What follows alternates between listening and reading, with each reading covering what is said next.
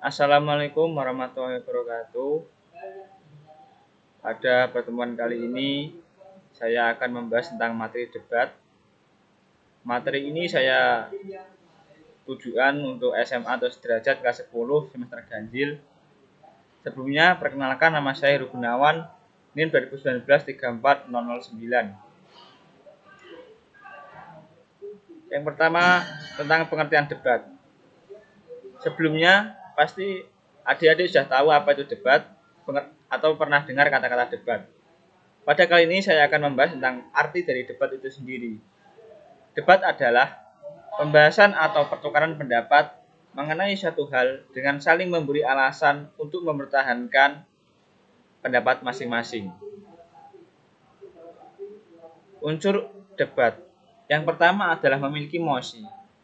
Mosi adalah topik perdebatan. 2. Pihak pro atau afirmasi.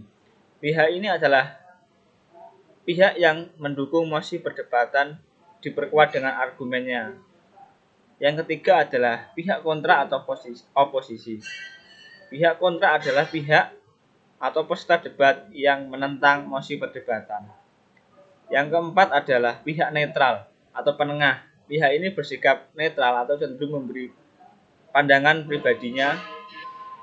Yang kelima adalah moderator. Moderator adalah seorang yang memimpin jalannya perdebatan. Yang keenam adalah notulen atau notulis yang bertugas mencatat jalannya perdebatan.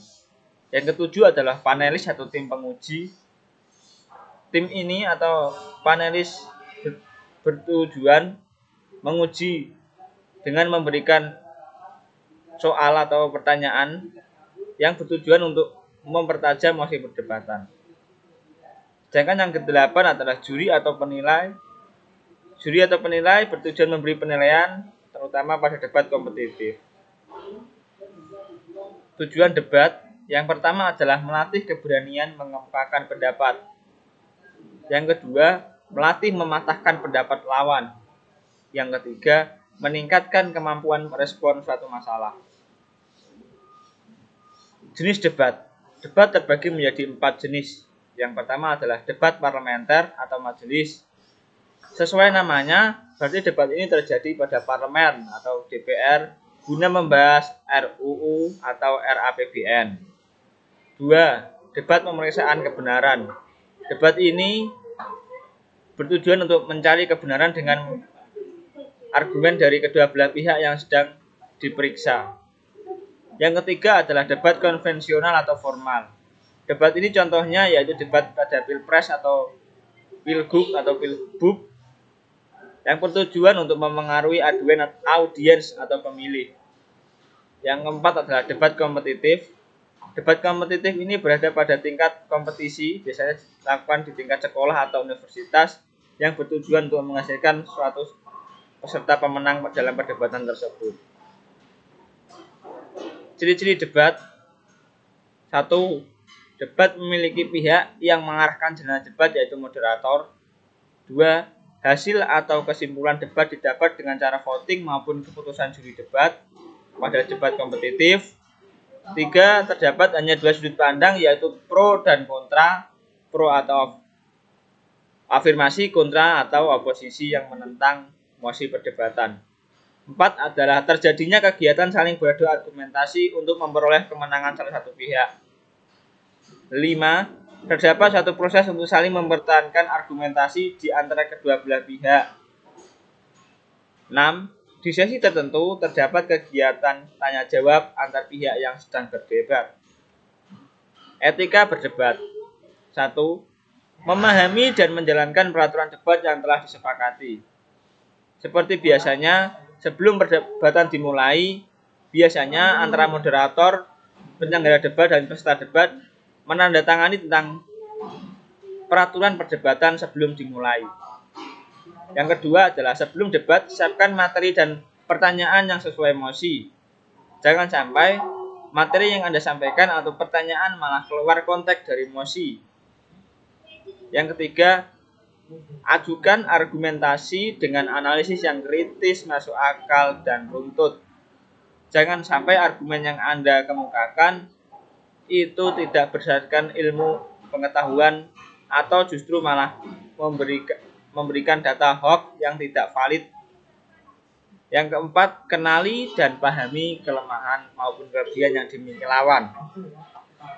Memahami kelemahan lawan bertujuan supaya kita lebih dominan dalam perdebatan, sedangkan mengetahui kelebihan lawan bertujuan supaya kita jangan sampai membahas tentang materi kelebihan lawan sehingga kita terlihat di panggung tidak menguasai emosi.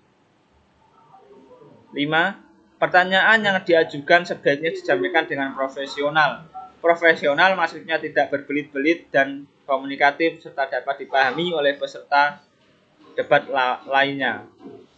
Yang keenam, menyajikan gagasan yang akurat dan dapat dipertanggungjawabkan, tentunya dengan didukung data yang valid dan bersumber pada media atau dokumentasi yang telah dapat dipertanggungjawabkan kebenarannya. 7. Jangan sampai terlihat tidak menguasai emosi, maka persiapan sebelum pra-debat itu menjadi kunci dalam perdebatan.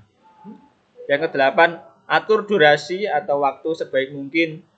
Jangan sampai Anda mengemukakan pendapat tapi durasi sudah selesai yang pada akhirnya argumentasi yang Anda kemukakan tidak tersampaikan dengan sempurna.